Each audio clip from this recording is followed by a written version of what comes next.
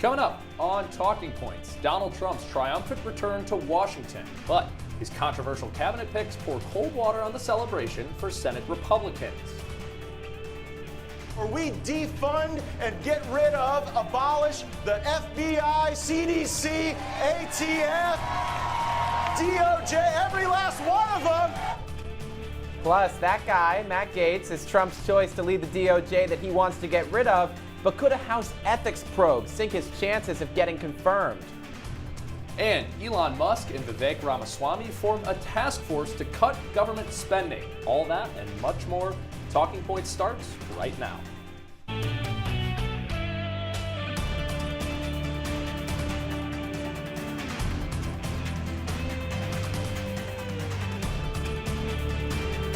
After a warm welcome back from President Biden, you see what I did there with the fire behind them? That was nice. President-elect Donald Trump has hit the ground running on his cabinet picks. Welcome into Talking Points. I'm Luke Radel. And I'm Jake Morel. Last week, Trump made several high-profile selections for his next administration. Just minutes after we wrapped up our show last week, we learned that Florida Senator and former Trump foe, Marco Rubio, is Trump's selection for Secretary of State. And the next day, Trump plucked Fox and Friends weekend co-host Pete Hegseth off that curvy couch to lead the Department of Defense in a move that very few people saw coming, Jake, much like the drummer didn't see that X coming, maybe. No, he did not. That's low. And the surprises continued on Wednesday when Trump tapped the now former firebrand congressman from Florida, Matt Gaetz, to be his attorney general. Gaetz left Congress days before an ethics probe was set to be released on allegations of illicit drug use and sexual assault. Gaetz denies wrongdoing, but it's unclear if he'll get confirmed.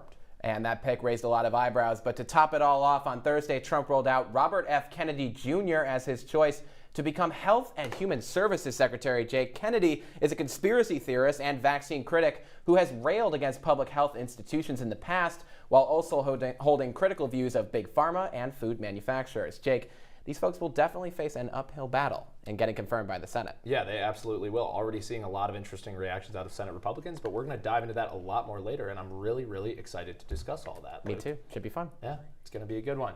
Well, the House Ethics Committee will meet on Wednesday to decide if they will release their report on now former Congressman Matt Gaetz ahead of his confirmation hearings as Attorney General. House Speaker Mike Johnson said he's strongly requesting the committee keep their report secret, calling it a, quote, breach of protocol. Last week, a lawyer who represents the woman who said she had sex with Gaetz while she was underage called for the report to be made public.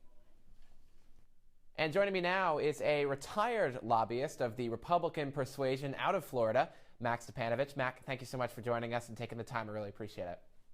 My pleasure. Anytime. So I want to get a sense from you of what your overall read is of these current Trump cabinet picks. You joined Republicans for Harris. You describe yourself as a never Trump Republican, but he has made some choices of some folks in your home state. What's your reaction to the pick so far? Well, it depends on the pick. Marco, who I know, is certainly a plausible choice for Secretary of State, even though he's turned into kind of a reek since 2016. Waltz is okay for the post he was picked for. Susie Wiles is very, very competent as Chief of Staff. It remains to be seen if she'll be a good Chief of Staff, because great campaign managers are not always good Chiefs of Staff. I was a decent campaign manager back in the day, and I was probably one of Florida's 3 worst Chiefs of Staff. So it doesn't always translate. Matt Gaetz, on the other hand, is horrible. I agree with John Bolton, who said it may be the worst cabinet nomination in the history of America. You do have a bit of a closer relationship, though, as far as I understand, or at least you did at one point with Matt Gaetz, the nominee there for Attorney General. Did you tell me that you took him out on your fishing boat? Yeah, Matt's from over in the Panhandle, and for 20 years, I had a place in Destin there in the Panhandle between Panama City and Pensacola, where I kept my boat. And that was the area that, like I said, Matt came from, where he was elected to the Florida House from, and where he ended up until a few days ago being the congressional representative for. And so, I lobbied him. I would have lunch with him from time to time, and I took him fishing offshore on my boat one time.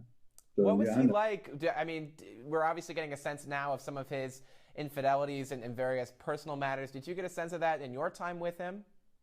Yeah, Matt is. I mean, make no mistake about it. Matt is. He's a very smart guy. You talk about him being a smart guy. He did actually resign from Congress a few days before there was expected to be an ethics report released on some of those allegations.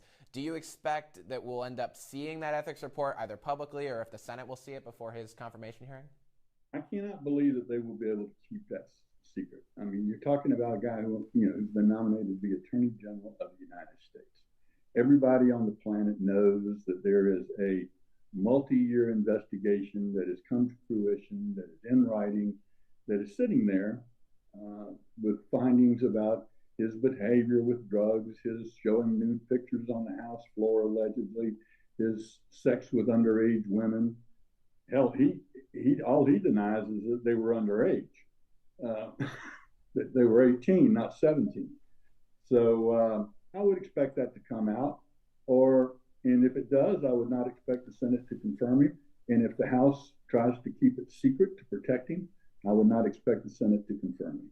Yeah. Lastly, on the Gates point, if he is ultimately confirmed or if he's put in via a recess appointment, what are you most concerned about from an Attorney General Gates? That he has no experience, that he has no principles, that he will do exactly what Donald Trump tells him to do, and he will. If there are people who think that the Justice Department has been politicized recently, they have no idea what it would look like if Matt Gaetz was Attorney General. Max Stepanovich, thank you so much for your time. I really appreciate it. All right, buddy. Take care. Luke, great stuff from a seasoned professional. Well, coming up on Talking Points, President-elect Donald Trump's national security picks are sparking panic at the White House. Who he's picked to lead America's security. Stay with us.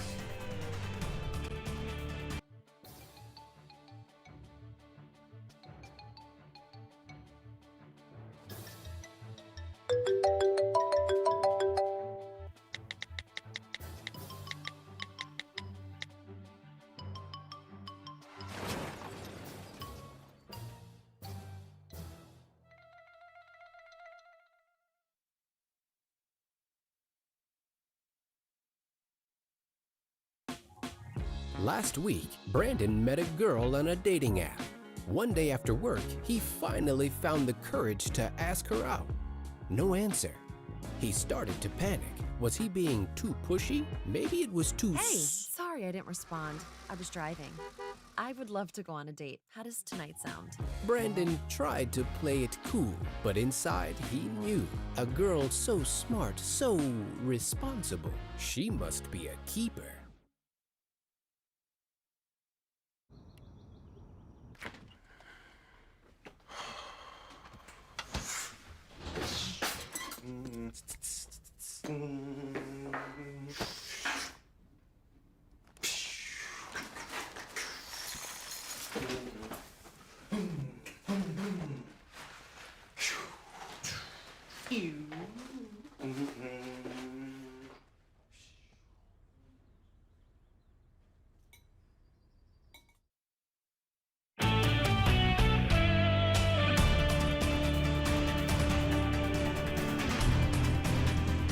Welcome back into Talking Points. We have some breaking news as President-elect Donald Trump just announced that he is nominating former Congressman Sean Duffy of Wisconsin as Transportation Secretary. Duffy is also a Fox News contributor and Fox Business host. Prior to joining the network, Duffy served nearly 9 years as a U.S. congressman representing the peoples of Wisconsin's 7th congressional district. In a statement released by the president-elect, he wrote, quote, "Sean will use his experience and the relationships he built over many years in Congress to maintain and rebuild our nation's infrastructure and fulfill our mission of ushering in the golden age of travel, focused on safety, efficiency, and innovation," end quote. And the biggest picks from the president-elect last week centered around national security, Jake. Trump has made several unconventional selections for Director of National Intelligence, Defense Secretary, and Homeland Security Secretary. And joining us now to discuss all of those is our panel. Market Share's co-anchor, Mike Lamorte. Welcome to the show, Mike. And Talking Points analyst Ben Bascuk is also here with us. Ben, thank you so much for coming on. Mike, so I want to start with you and talk about Tulsi Gabbard. Like we said, a lot of surprising picks across the board. Can you give us her bio?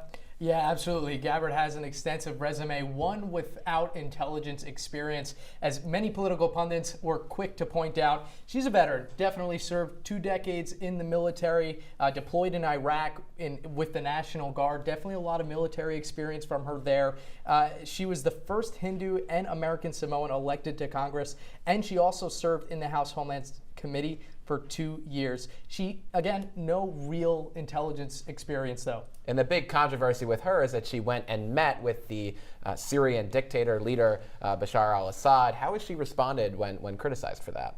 Well, she's doubled down. She's in multiple interviews, she's come out and said that she's going to be for the people. She thanked Trump for the appointment as well. A lot of politicians were quick to solidify her as an associate of Russia and things like that. An asset specifically. But she has repeatedly criticized the war in the Middle East. She said that the U.S. involvement, which many consider a wild claim, that the U.S. involvement kind of destabilized that region in its entirety because, again, of U.S. involvement. So she's definitely quick to criticize. Jake, she also said that she wanted to solve the Russia-Ukraine war by using the spirit of aloha. So I'm not sure. Yeah, an important note on that criticism. She's criticized every presidential administration about the Middle East, but she's sharply criticized Trump on that. And it is also important to note that she's not linked to the Kremlin with any evidence, but Russian state media calls her their girlfriend. They seem to love her, and it seems that they share the same worldview, apparently. Yeah, and I think what's interesting here is that I don't even think we should have a candidate put forward who is sympathizing with Russia at this point, putting her in charge of this position. I mean, she's come out and blamed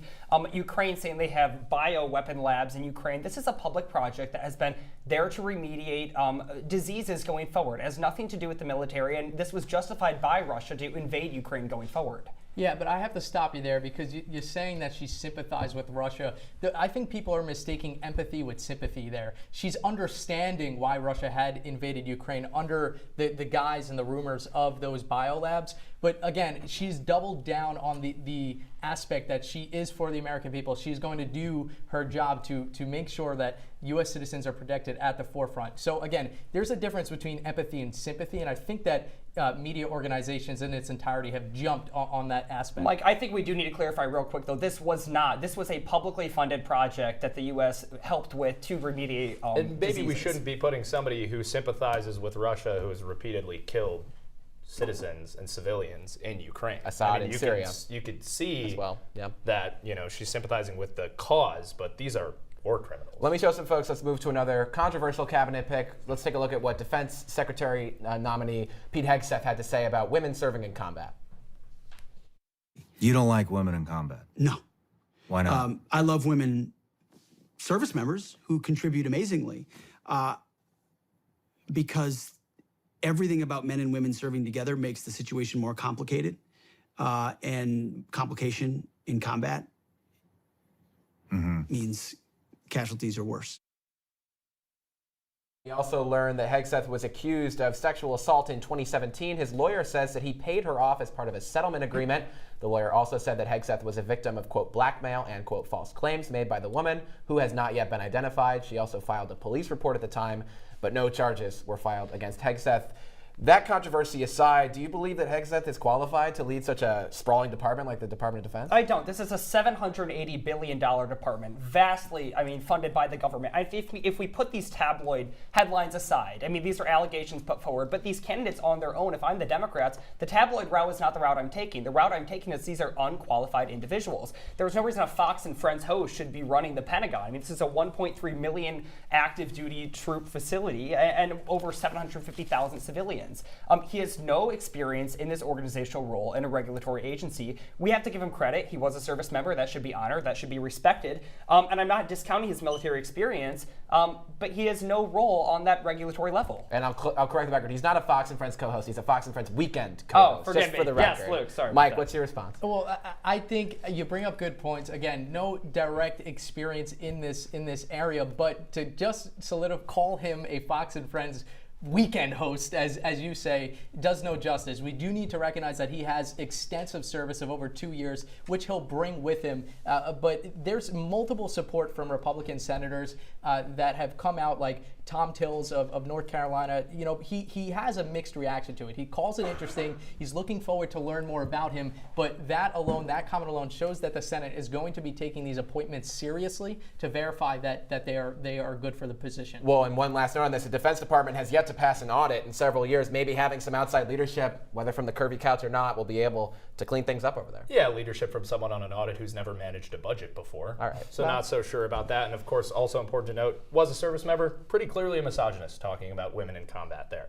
Anyway, let's move on. Trump is set to nominate South Dakota Governor Kristi Noem as head of the Department of Homeland Security. Trump has some big plans for that department, confirming on Truth Social at 4:30 this morning that he will declare a national emergency and use the military to launch mass deportations of undocumented immigrants. I'm not sure if the governor of South Dakota will be able to handle that. I don't know. She has no borders on either side of her state. It's South Dakota, not North Dakota. The most that she's had to manage is her dog Cricket, who she ended up putting down infamously, and talked about it in her memoir. Ben, why Kristi Noem for DHS? Yeah, I think we need to not worry about the dog issue so much. I think there's bigger concerns here. I think in Cricket, general, poor Cricket. I think the problem with these candidates, again, it's not these tabloid issues. It's not the dog. It's the fact she's unqualified. What about the goat? Every single tribe in her state has come out against her and banned her from entering those tribal lands. This is an individual who has said that tribal kids have no hope because of cartel issues, because of immigration. She's going to be a spokesperson for Trump. She's going to be loyal to Trump. She's going to be on the networks for Trump when it comes to the border. Is she going to be an effective leader? I'm not so sure. But I'm going to have to jump in here. I don't think it's appropriate to ask the question right now whether or not they are qualified for the position. Trump is Why making not? well because it's obvious these people Obviously, they're not qualified. Exactly they are not Why would as you qualified hire as they someone? should be. The reason Trump is making these controversial picks is because the American voter has been so tired of the way that 70 million American voters have been tired of the way that the government has been ran in these last few years, that he's picking candidates that he can count on to make changes. That's true. Whether or not that they are qualified, that has no bearing in this. I don't think most voters were expecting to have people in there. I think that Trump is tired They're not of qualified. picking people who might say no to him. That's the common denominator. He's putting lot of- loyal. And he's all putting these loyal- people are just yes people. Exactly. He's choosing loyalty right now over experience. Whether or not that's the right answer, we will see. And the Senate, of course, has to decide. Guys, thank you very much. President-elect Donald Trump nominated a lot of close aides with his cabinet picks, including some folks like RFK Jr. Joining us now to discuss is our Drew Matyasik. Drew, where's RFK going to end up? Well, Robert F. Kennedy was just nominated as to lead the Department of Health and Human Services, but he's had a little bit of controversy in his past. He spent his life as an environmentalist lawyer, cemented his legacy in New York for his efforts to clean up the Hudson River. But this is the part that's a little controversial. He's been criticizing United States public health response and received a larger following during the COVID-19 pandemic when he released a book entitled The Real Anthony Fauci, where he claims to expose Big Pharma, Dr. Fauci, Bill Gates, and the global war on public health. Now, during his campaign, Kennedy was and still is adamant that he is not anti-vaccine, despite statements like these. You have gained notoriety for your skepticism about vaccines. And over the summer in an interview, you said, quote, "There's no vaccine that is, safe and effective." Do you still believe that? I never said that. So stop me. We have the clip. Please play the clip. Play the whole clip. You've talked about that the media slanders you by calling you an anti-vaxxer. And you've said that you're not anti-vaccine, you're pro-safe vaccine. Difficult question. Can you name any vaccines that you think are good? I think some of the live virus vaccines are probably averting more problems than they're causing. There's no vaccine that is, safe and effective. Not only has RFK gone after vaccines, but he's also been targeted by House Democrats for previous unsupported claims he has made about the COVID-19 pandemic, such as the virus targets Caucasians and African Americans, while Jewish people and Chinese people are immune to the virus. RFK has also taken a staunch stance against fluoride being in our public water supply, writing on X that the Trump administration will take fluoride out of the water supply, calling it an industrial waste. RFK has also taken a stance against ingredients in everyday foods, citing a popular image comparing the ingredients in Fruit Loops in other countries compared to the ingredients in American Fruit Loops. And talking about his problems with seed oils currently in McDonald's burgers and fries. However, over the weekend, Donald Trump Jr. posted this picture on X of RFK Jr. eating McDonald's with Donald Trump and other advisors aboard Trump Force One to the UFC event in Dallas, which begs the question of what RFK Jr. will really do if confirmed to head the HHS. Luke and Jake, back to you. Pretty wild photo there, Drew. Thank you very much. Coming up on Talking Points, Republicans losing votes in the House as Trump continues to add to his cabinet. How our buddy Speaker Mike Johnson has reacted to the changing makeup of the cabinet in recent days. Jason, what? Let's go see your room.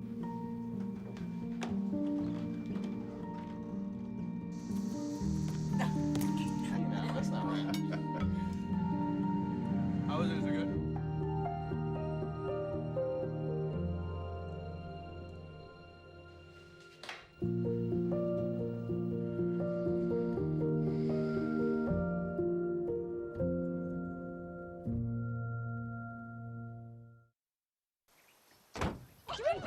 They'll test you. Try to break your will. But however loud the loudness gets, however many cheese puffs may fly, you're the driver, the one in control. Stand firm. Just wait. And move only when you hear the click that says they're buckled in for the drive. Never give up till they buckle up.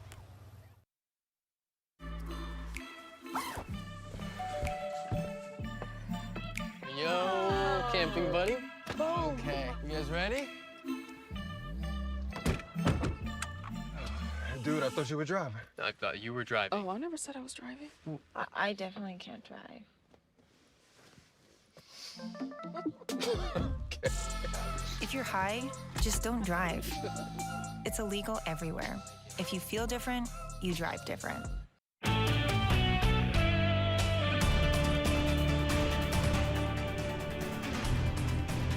There's set to be a new Republican on top of the Senate for this upcoming session for the first time in 17 years. Senate Minority Leader Mitch McConnell is stepping away, and this week, little-known Senator John Thune of South Dakota was elected as the new Majority Leader. Our Alex Burstein joins us now in studio. Alex, what can we expect to see out of Thune, and who is he? Yeah, Luke, of the three people who ran for this position, Thune might be the least loyal to President-elect Donald Trump. His two opponents were John Cornyn of Texas and Rick Scott of Florida. And after 2 rounds of voting, Thune was elected to the leadership position by a 29-24 margin over Cornyn in that final round. Just 2 weeks ago on CNBC, Thune called out Trump, saying not to interfere in this Senate leader race. Honestly, I think my preference would be, and I think it's probably in his best interest, to stay out of that. These Senate secret ballot elections are probably best left to senators, and he's got to work with all of us when it's all said and done. Now, Thune will be charged with passing legislation for the Republican Party, and this comes at a fascinating time. The GOP holds the Senate, House, and White House, but party fractions very much exist, as was evident in this vote. While Thune is far from a centrist, he's signaled to be less than 100% on board with these MAGA policies, but in a recent press conference, he made his goals clear. The American people have loudly rejected the failed policies of the Biden, Harris, Schumer agenda. And this Republican team is united. We are on one team. We are excited to reclaim the majority and to get to work with our colleagues in the House to enact President Trump's agenda. Navigating those referendums, though, may be proved to be hard depending on how much GOP support can be rallied up. The first major test is going to be these cabinet confirmations, which are currently being seen as a loyalty test to a degree, guys. Alex, I think I'm going to ask the question on everyone's mind here, but what impact does this have on those cabinet confirmations? Yeah, well, the big 2 words being floated around right now are recess appointments. And what that means is when the Senate is on recess, Trump could potentially appoint people into his cabinet that wouldn't have to be confirmed at that point. And earlier this week, this is what Thune had to say about that. All options are on the table, including recess appointments. Hopefully it doesn't get to that, but we'll find out fairly quickly whether the Democrats want to play ball or not. And I think part of it is getting these folks. We'll start having confirmation hearings as soon as the new Senate is sworn in January. President takes the oath of office January 20th. By the time he takes the oath of office, hopefully a lot of those nominees will be through their confirmation hearings and will be ready to act on them on the Senate floor. Alex, let's dive into that relationship a little bit more. Can you tell us more about his relationship with Trump?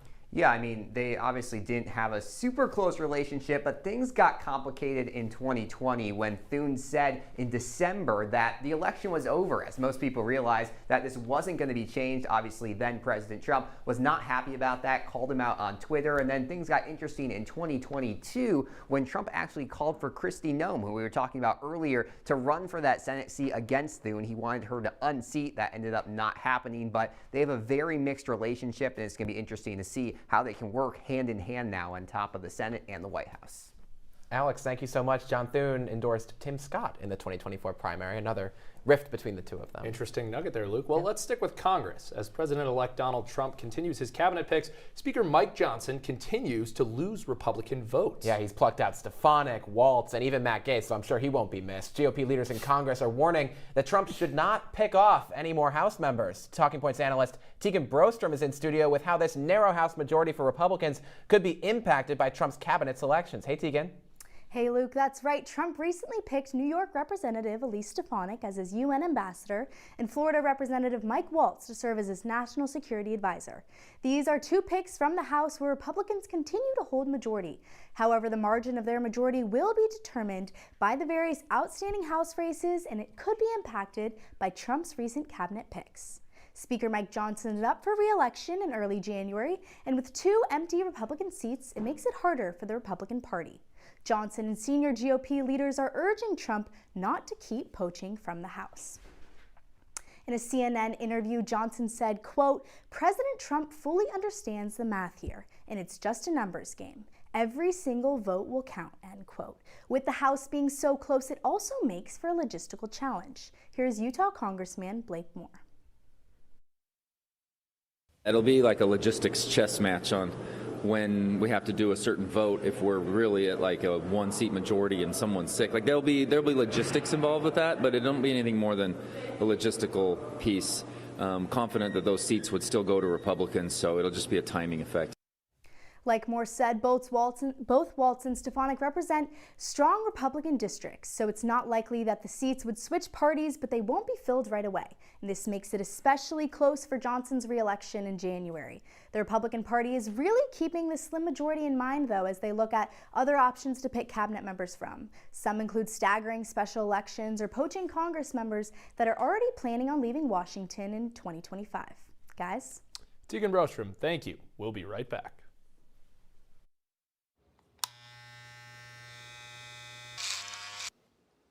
You've messed up your son's haircut. Mom? Do you A, try to fix it? Like it never happened. B, work with what you got? Or C, show solidarity? Thank you, baby. As a parent, there are no perfect answers. But you don't have to be perfect to be a perfect parent. Thousands of teens in foster care will love you just the same. Looking for these? You drive Buzzed. It could be one very expensive ride. First, you gotta make bail. Then pay me to get your car back. Your insurance premiums will go through the roof. And my legal fees just keep adding up. All told, it could end up costing you $10,000. Buzzed, busted, and broke. Because buzz driving is drunk driving. 1 in 3 adults has pre-diabetes. That means it could be you, your favorite brother, your other brother, you, your football buddy, your football buddy, you, your plumber, Breathe right into your foot. your plumber's masseuse, Yes. you, your dog walker, your cat jogger. With early diagnosis, pre-diabetes can be reversed. Take the risk test at doihaveprediabetes.org.